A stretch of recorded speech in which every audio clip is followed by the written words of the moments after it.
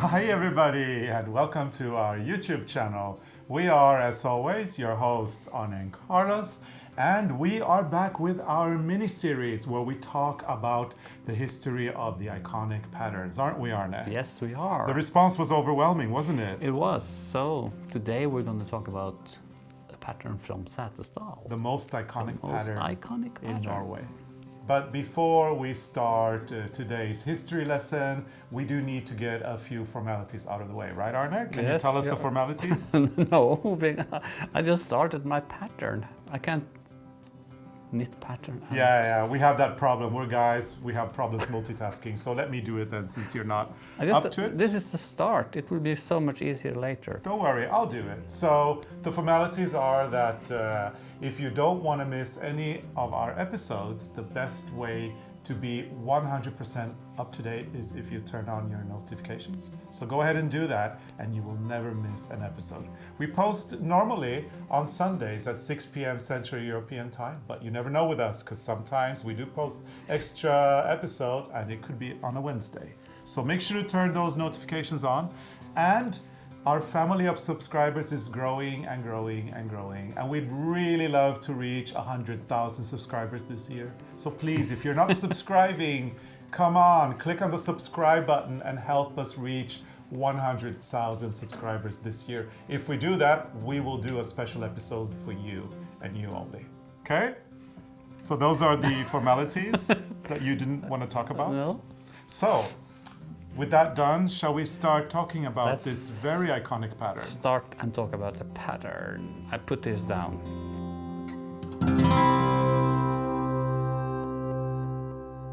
So, we are talking about the main motif in this sweater, the Zachrison sweater, which has the X and the O.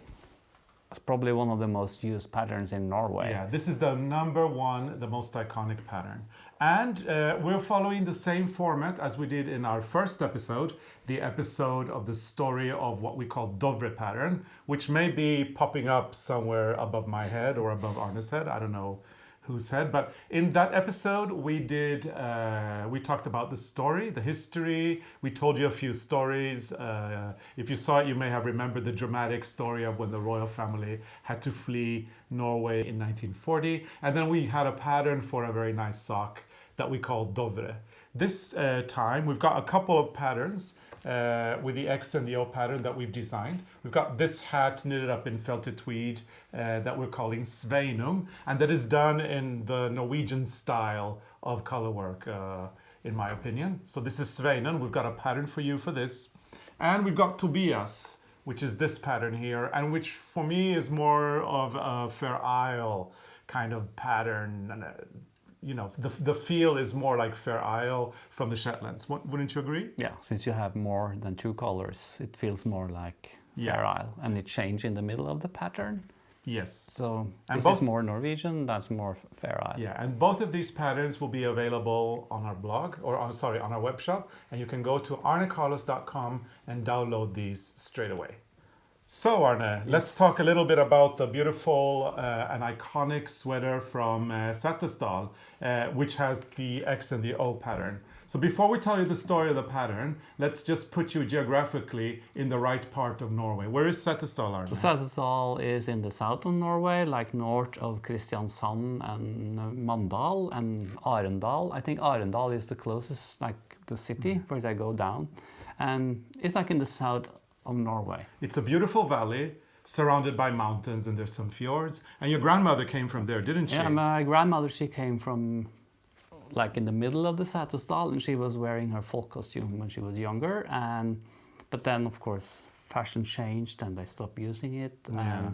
And what's the name of the town your grandmother came from? She was born in a place called Austad, in I think it's Ose, in Zachrison. And we have a great friend too. So many names there. Yeah, and we have a good friend too who we're going to be doing a little something with in Japan later on in the fall, Anne Sunbe. Yeah. And if I'm not mistaken, she's also from very close to... She lived in the same area as where my grandmother came from, but on the other side of the fjord or the river. So we'll be talking about Anne Sunbe later in this episode, so keep your eyes and your ears in tune and you'll find out more about her. Anyway, Setesdal, southern Norway, beautiful folk costumes, very unusual, aren't they? They are, and we have some old pictures here from how the men look in the old days. And we have a newer picture here. They look like this. Yes, and here is an excellent, beautiful photograph of the men wearing folk costumes. This is from a book called Bunader og tradisjoner fra Setesdal. It's folk costumes and traditions from Setesdal.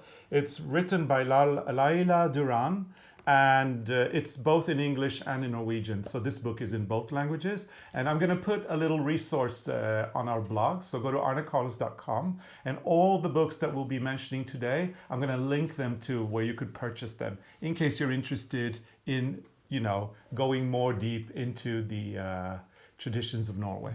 So if you want to see more from Setesdal and the folk costume, this book has really, really nice pictures.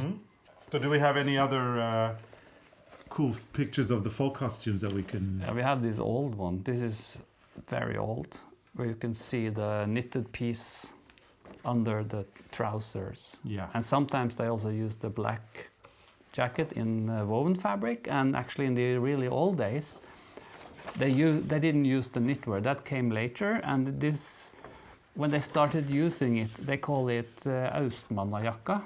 What's that in it like? The jacket from the east, or from the man in the east? So this style of knitting probably came somewhere from the east, and since it's called the East Östmannajakka. Yes. But we don't know much about it. But if you want to know more about it, we have also this book, which is really good. It's called Lusekofta fra Setesdal from Annemor Sundmo, which we talk a lot about. And this you can get in English. Yeah, and it's called Sweaters from Setesdal. We're putting that in there. But now we're going a little bit fast in history, Arne. I think we should slow down a little bit. We should start with the beginning. And start with the beginning. So we're going to talk about the X and the O pattern. And we're going to put it in some context for you, historically speaking. Now, to start with, when you see these men's folk costumes from Setesdal, they're very unusual if you compare them to other folk costumes from our country. And the reason is because they are much, much older than many of our other folk costumes. Yeah, and we heard that the trouser for the men's folk costume actually is inspired of a fisherman's outfit from the Netherlands. Yes. So there was a lot of contact between Setesdal and the Netherlands. Even the thin yarn for the embroidery was imported from the Netherlands. And then at one point, the jacket from the man in the east became the Setesdal sweater that is put inside the fisherman trousers. In the trousers. Yes. So this kind of strengthens the theory that the colorwork techniques that we know today as stranded colorwork, they must have come from the east. And we believe that they came from the Baltic area. So somewhere along the Baltic Sea, that is where the traditions of colorwork knitting started and then moved towards the west, eventually arriving into Norway, and then finally going over to the Shetland Islands.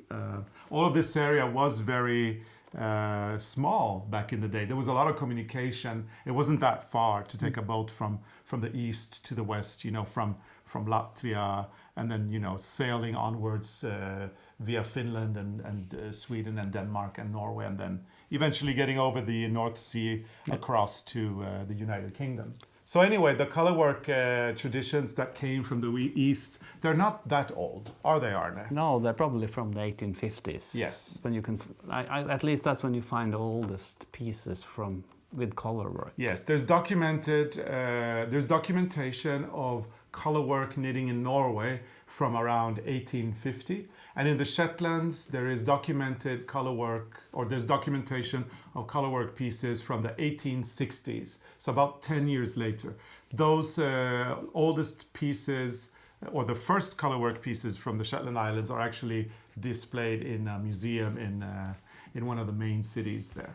But we're talking about Norwegian colorwork, and we're talking about knitting in Norway. And the X and the O. Yes. So the X and the O pattern that you have across the sweater has historical meaning, and it's not hugs and kisses. A lot of people think Yeah. that it means, kiss, kiss, kiss, kiss. But it's not. There is very deep meaning into this pattern that we're going to tell you a little bit And about. it's more than the letters X and O. It has a deeper meaning than being just letters. 2 letters. Yes. So in order to start the story of the pattern, we need to go back in time. And we have to go back in time to Europe before the Christians really came and started changing the countries that were around there at the time, that weren't Christians, they were pagan, they had a pagan religion. We're talking about Scandinavia, we're talking about United Kingdom.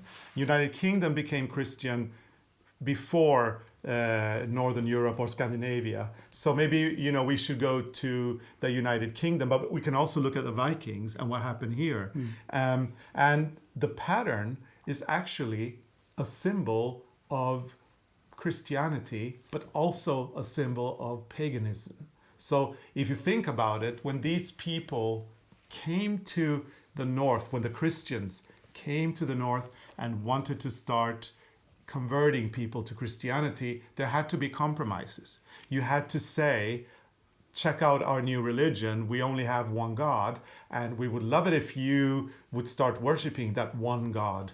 And then and then they would probably give in to a few things, but if you do that, we'll let you do this and we'll let you do that. And so this all became blended. I mean, if you think about it, Christmas is celebrated when?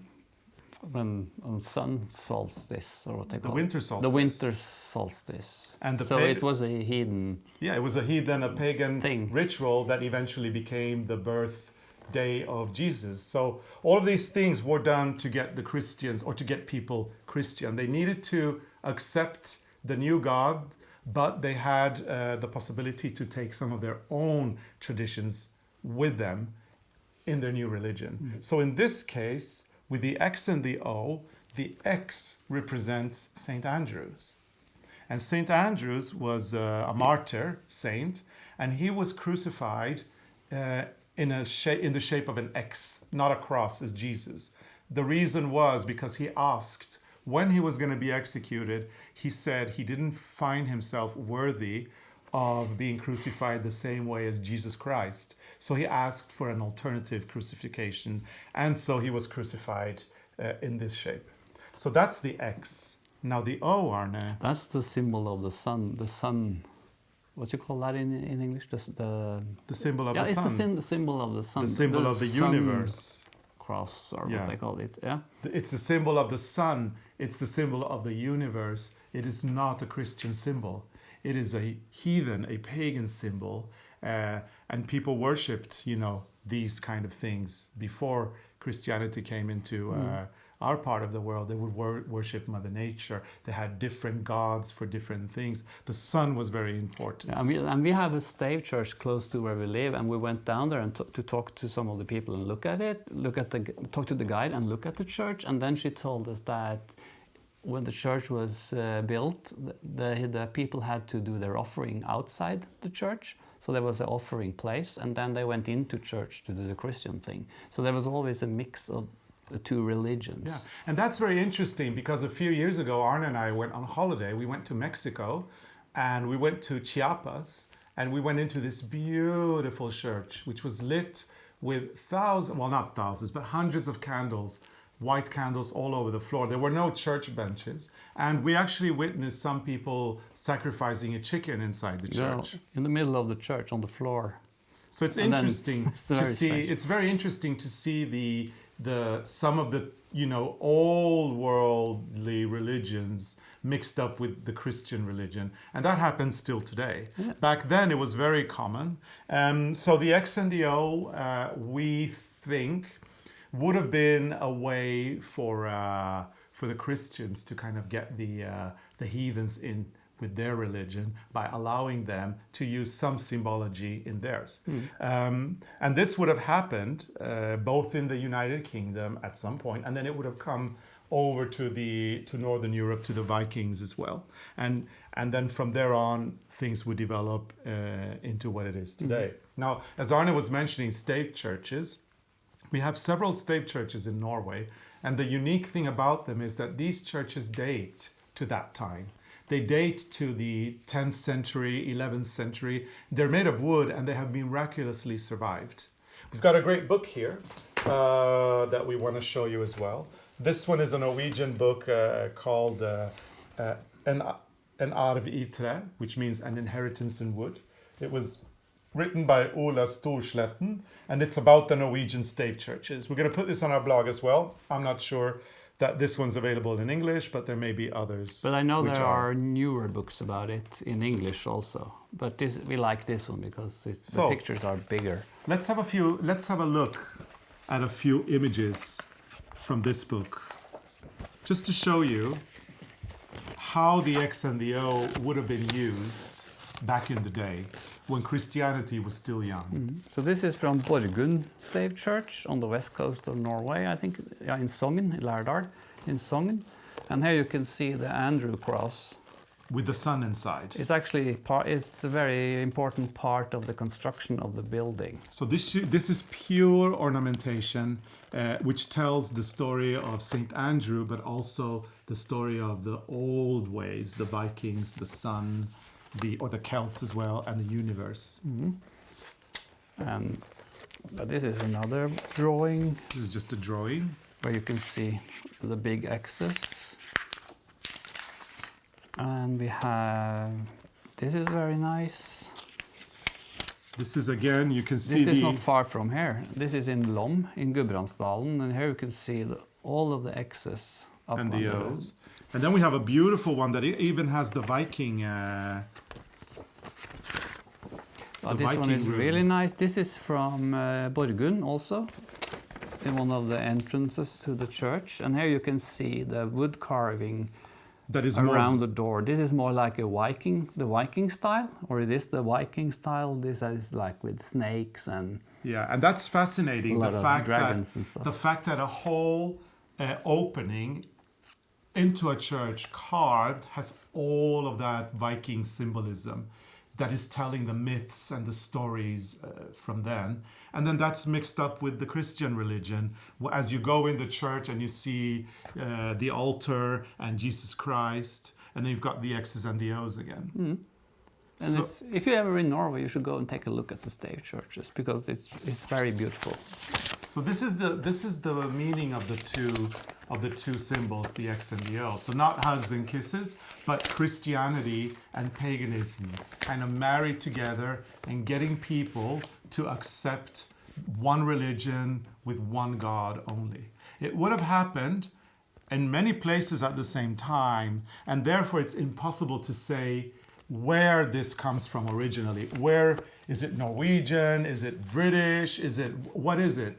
It's impossible to know because this would have come in as people were converted into the new religion. But one thing for sure, it's Christian and pagan. Yes. That's for sure. It started as ornamentation on wood, but then it also developed and was used in other sorts of garments. For example, it would have been embroidered. It could have been woven.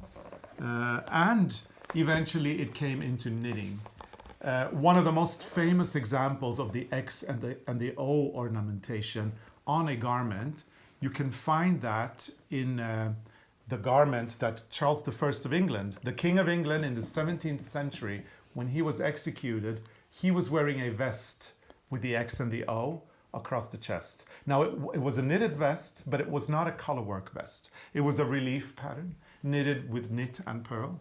But it created that relief of the X and the O across the chest. That is one of the earliest examples in knitting of this pattern in use, but not colorwork, of course. And he was wearing that as a vest as he was executed. So we're talking about a symbol that is universal and used across many, many different cultures. Yeah. And then when this pattern came to Norway, to Setesdal, in the 1840s, they changed the name. So it's not, they don't say it's like the St. Andrew's cross and the sun. It's the cross and the cake, or kors og kringle. It's like the cross and the cake. The pretzel. The pretzel. Pretzel. Yes. So this will be the across, and this will be the pretzel. So what happened was, knitting came to Norway, colorwork, stranded colorwork knitting, came to Norway from the east, somewhere around the Baltic, say 1840, 1850, and this became one of the first patterns to be created for colorwork knitting in Norway. Then it went on to the Shetland Islands and became popular there as well. Now in Norway, in 1850, in Setesdal, where this pattern was first knitted, people would have probably only have had two things on their mind.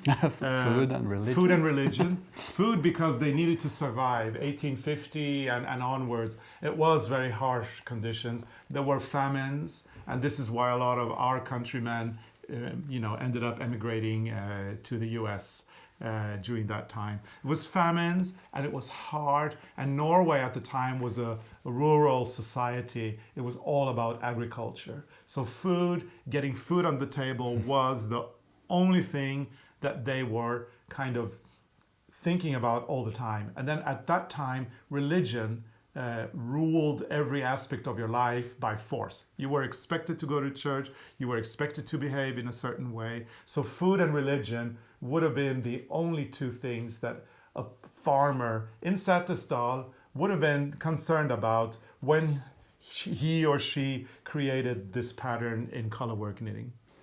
So then the colorwork knitting and this XO pattern was kind of something that was done in Setesdal, in that region, very early on when colorwork came to Norway. And the people of Setesdal, Arne, they were very conservative, weren't they? They had a lot of traditional thinking, and you could still see people like your grandmother, maybe not your grandmother, but her relatives. Would they wear their folk costumes when they were working the fields? My grandmother did. My aunt told me that my grandmother was using her folk costume up to until she got married in the end of the 1920s. And in 1960, if you drove in Norway down in Setesdal, you would still see the peasants wearing their folk costumes as they were working in the lands. So very, very conservative people, or maybe not conservative, maybe more traditional people. But at the same time, Arne, they were very innovative, weren't they? Because they were very early when it came to knitting machines. So a lot of the old pieces you find today are actually made on a knitting machine. So a quick recap on the history of the knitting machine. The hand loom knitting machine, so it's a hand-operated machine. It was invented in the end of the 18th century, so in the end of the 1700s. And by 1840, people in Setesdal were knitting traditional Setesdal sweaters with the X and the O, and they were knitted in knitting machines, which meant that they could knit faster. And sell the products. So they sold their beautiful knitwear, and this way it spread all over Norway. Mm-hmm. So we have a picture here of an old sweater from Setesdal, and I don't know if it's correct, but by looking at it, it almost looks like it's machine knitted, because there are actually some, looks like it's linked or sewn together. On the sides. On the sides. So it might be knitted in a knitting machine. So many of these sweaters would have been knitted in hand-loom knitting machines, and then they would have been embellished with embroidery. As you can see, the beautiful embroidery. Maybe we should just look at this book here. You see the colorful and very beautiful embroidery that you find on the cuffs of the sweater. Here you have a beautiful example of that. So a Setesdal sweater in 1840, 1850, say 1850, 1860, would probably have been, or not probably, it would have been in black and white, not in colors, but black and white. And then we would have added the color in form of embroidery.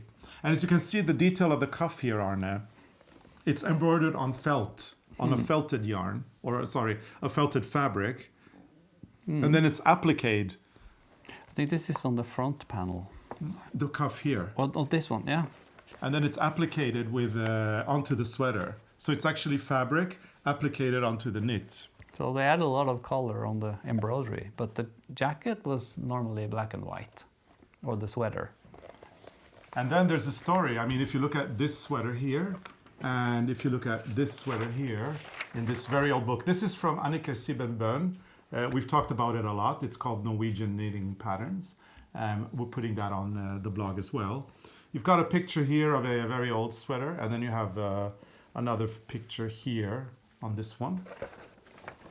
Almost similar, Almost but similar. different. They have one thing in common, and it's this white part down here. It's got it both there and there. Why would have that been? There's different theories on it, but we heard that the one we heard most is that white was like the cheapest wool, or maybe it's easier to get. So since this was in the trousers anyway, why should you use black if it was harder to get black, or if it was more expensive? And I think I like that story. I think maybe that's true, because this was in your trousers anyway, the white part, so it was more considered as like an underwear. Yeah. So looking at colorwork knitting in Norway, we found that back in the old days, we found that colorwork wasn't very colorful. People would pretty much take black and white and knit from that. Most of our traditional old colorwork in Norway is almost always done in black and white. Now we're talking about 100 years ago. So they would have gotten from the sheep they had in the farm the yarn. They would have spun it and they would have knitted it, but they wouldn't have dyed it. Or maybe they wouldn't have looked into dyeing it into other colors than the white and the black. Oh, all the old pieces, they look very natural, like the sheep black. Because I've been to I've been to a farm in Zachrison and looked in one of the outhouses, or not the outhouses, but the stabbur. Yeah, the outhouse. Like a loft. The granary. The granaries, because they had clothing in the second floor in some places, and I went through the old knitted pieces and they looked more or less like they came straight from the sheep, the colors. And people would have been very frugal at the time. They wouldn't have wasted expensive yarn. So if the black yarn would have been more expensive than the white yarn, they wouldn't have used much of the black yarn where they didn't have to. And if you see the folk costume from Zachrison, the sweater is tucked into the pants. So you can see the lice on the side, but you don't actually see this part. So obviously it was made with the bottom part was made with the most inexpensive of the two yarns to keep it out of sight. It's like, it's there, but nobody sees it, so I don't need to show off my wealth. But here, on the top of the sweater, I really want to show how much money I have. So I will have a lot of black, and then I will have the pattern in white. I think that's a good theory, isn't it? Maybe, yeah. What do you mean, maybe? Sounds very logical, to show off all your wealth. Yeah, using the black wool and hiding the cheap wool because in your pants. We heard that when this sweater became popular and younger people started to wear it, and they put the whole sweater like outside the And now we're trousers. talking about the 1950s. Yeah, and then older people were shocked, because how could they wear the sweater with the white outside on top of the trousers? Yeah, it was a big shock for the old people. Being a sagger. Yeah, because no, I mean, if you think about it, you're putting the white part, tucking it in your pants. It's considered underwear. Imagine if you and I started walking with our white Calvin Kleins outside our jeans. Maybe we should do that. People might think we're crazy. Yeah. Well, yeah, maybe we should. And it would have been the same. Put an XO on it. Yeah, it would have been the same. People would have gone down to Zachrison proudly wearing these cool sweaters on the outside in the 1950s. And then the older generations would have been shocked, because it would have been shocking to see part of their heritage or their folk costume being used in a different way. But when Anniken Sibern Bøhn came with this book, was that in the 1920s? Yes, 1929 was the first publication. This one is from 1947, so this is a newer version. But when she came with her Zachrison sweater, it's probably one of the oldest patterns you could get for hand knitting. It was white on the bottom, like it was in the old days. And this old pattern is actually kind of the inspiration for all the other Zachrison sweaters you can find now. Yeah, so she was crucial in influencing the fashion of the time.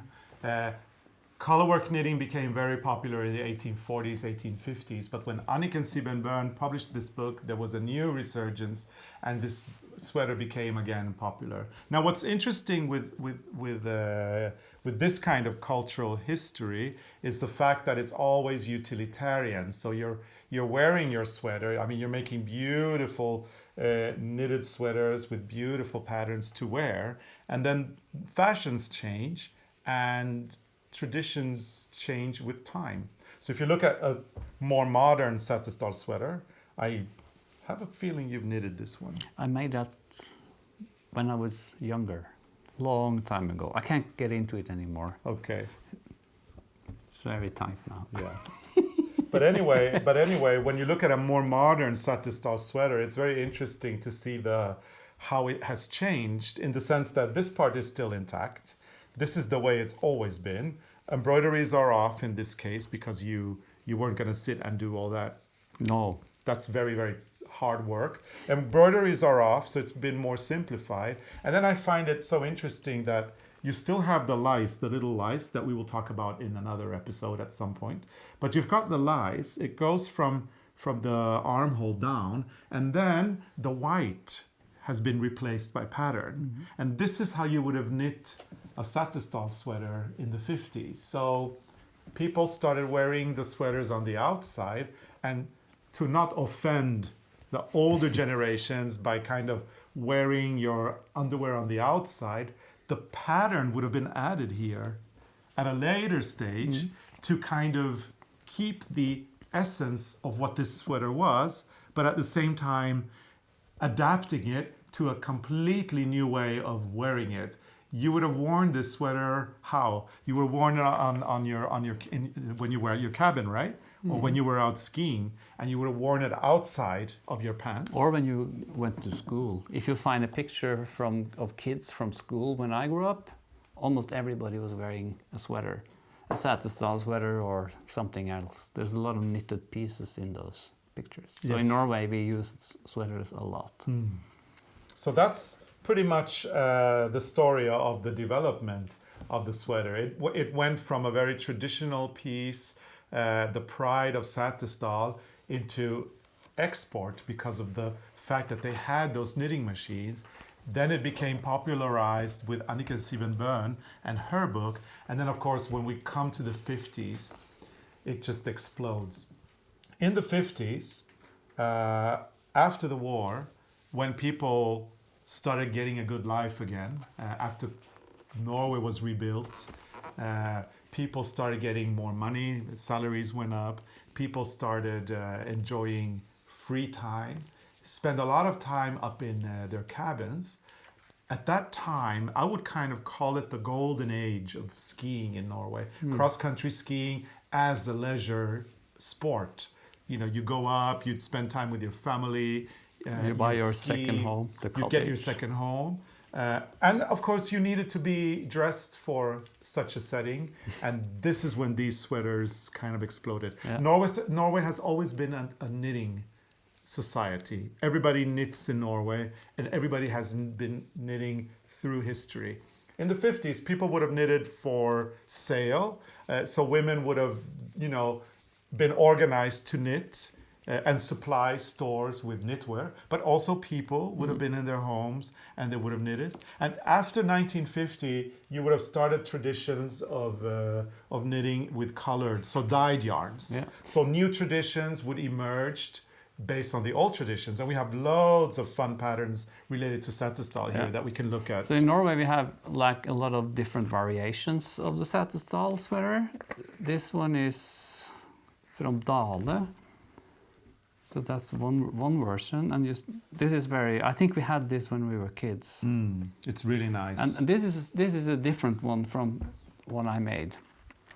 So there's like so many variation. This is more traditional with the embroidery. So this looks a little bit more traditional, but it's a jacket. Yeah. In the old days, they didn't wear jackets. No, in the old days, it would have been like this.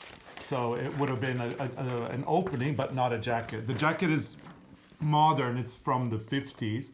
And then at this time, you wouldn't hand embroider all of this. You would be able to get that as a kind of a ribbon already made for you in the craft store.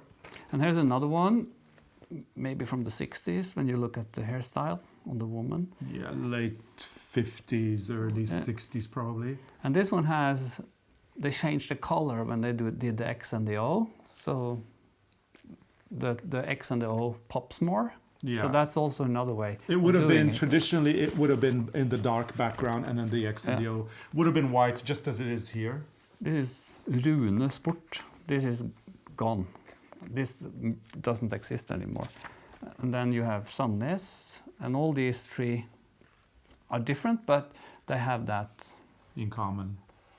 that the color change when you do the X and the O. And this one has been more modernized even further, because it has gone from being a sweater, a satin sweater with a white, then it went on to having the pattern below, to having no pattern below. So it went from white to nothing, just the lice that finished down at the ribbing. And again, a sign of modernization. This would have been done in the 50s, in the early 60s. And of course, in the old days, you would have never had a white sweater with black pattern, unless you were very, very poor. And people would have made an effort to look like they had a little bit more money by making the sweater black. And this is from the arts and crafts shop in Norway, where you can see the X and O is bigger around the what you call that, the bottom of the jacket and on the sleeve, and it's almost the same size on top and bottom. So this is a very classical style. We've got an old sweater from Rauma here, is knitted in red and white, which would have been something completely new in the 50s. Of course, doing them with yoke sweaters with the X and the O. And no lice on Now this we're one. talking about no lice, and we're talking about doing them in blue and in yellow and in green. This would have been done in the late 50s and then in the 60s. And this one is called Thule, but it's also a little bit more like the one they call the Marius, which is in the Norwegian colors, more or less, red, blue, and white, and no lice. But it's very similar, the Thule and the Marius. And this is from Husfliden. It's a really old one. And on this one you can see there are very different rib, or in the bottom of the jacket it's just a small rib, and then you have the lice, and then it's increased again. And also for the sleeves there are stripes on the cuff. Very nice. It's very different in a way. So the Marius sweater is interesting because this is the Marius sweater because of many things. One of the things was they removed the lice. It's still a satin sweater. The inspiration, as you can see from this little image, is totally from satin. It's just inspired by satin. They removed the lice. And what was innovative at the time of satin was the fact that it was knitted in blue, white, and red, which are the colors of the Norwegian flag. And it was kind of like done for competition, like Cortina, the Olympics in Cortina in 1956, I would think. I don't remember that. I don't remember, but it was in the late 50s. It would have been a sweater that maybe the team would have worn. Maybe people would have worn the Cortina to kind of, or the Marius to kind of support the skiing team. It was in white, red, and blue, so patriotic colors. And of course, the Marius sweater is not the only one. There's many other sweaters similar to it. You've got, among others, the Cortina sweater, which is also a sweater in white, red, and blue. And these sweaters kind of became very popular in the end of the 50s, and then developed inspired a whole generation of knitters that would then knit these in all kinds of different colors. But I think that when you think of a Marius sweater today, Arne, you do always think of it as red, white and blue. Actually, you think of it as blue, white, and red. So blue would be the main color. Don't you agree? I think most of the time it's and a different blue than this one. And then, of course, designers at the time, the designer of the Marius sweater, there was the designer of the Cortina, and many other sweaters who became quite well-known designers of the time. So very, very interesting how this particular sweater became iconic and is still one of the most iconic pieces in the world. In Norway, we call it the sweater from Setesdal, but because of the little dots that we have here, we also call it the lice sweater, because these are little loose in Norwegian, and lus means a lice. Yeah. Well, and it comes to talk a little bit about the X and O when you make it, because a lot of these patterns with X and O, there are no carrying of the yarn. It's very logical. Just like the dovre, Yeah. this pattern is very, very logical to knit. Like this one that I made a long time ago, you see there are one time with 5 stitches where I have to carry the yarn, but it's only once on this side and once on the other side. And there's also a rhythm to this one, isn't there? Yeah, it's like, especially I like the one I'm knitting now, which I made with no carrying of the yarn. There is no more than 3 in between the colors. So let's see you knit it a little bit, because it's always so relaxing, isn't it? But it's easy, like if you want to do the color work, it's easy when you remind or you get the rhythm of the report. So you just remember how many stitches in each color. So if you get that rhythm into your head, you can actually knit in the dark. And that's going to be our next big thing. We're going to do a whole series of knitting in the dark. We're going to do classes with knitting in the dark. We're going to let people like pugge, what's that? Study the pattern, and then we turn the light off. Yeah. Or they put on blindfolds. And when you knit a pattern like this, it really doesn't matter like where the yarn comes from. You just pick up the yarn where it's more efficient. So sometimes like for this one, sometimes the brown gray is on the finger, and sometimes the red goes on the finger. But it's kind of an easy pattern when you get into it. Yeah, very logical, and probably the reason why it became so popular as well, as it is a simple pattern to knit. So I'm going to very beautiful one at that. Finish this and put this out, so we have another. And we also have made a book with inspiration from this area in Norway called Knits. No, it's Norwegian in English. Knits with a Twist. Norwegian Knits with a Twist. We've got a video that probably could pop up here up in the air. So we made a video once where we talked about the book, and we also showed this old picture in that book. And we have the 2 new hats. So we're putting the hats online, patterns. Sveinung and Tobias are the names of the hats. We're going to put the resources that we talked about, the books, as well online so that you can look at them.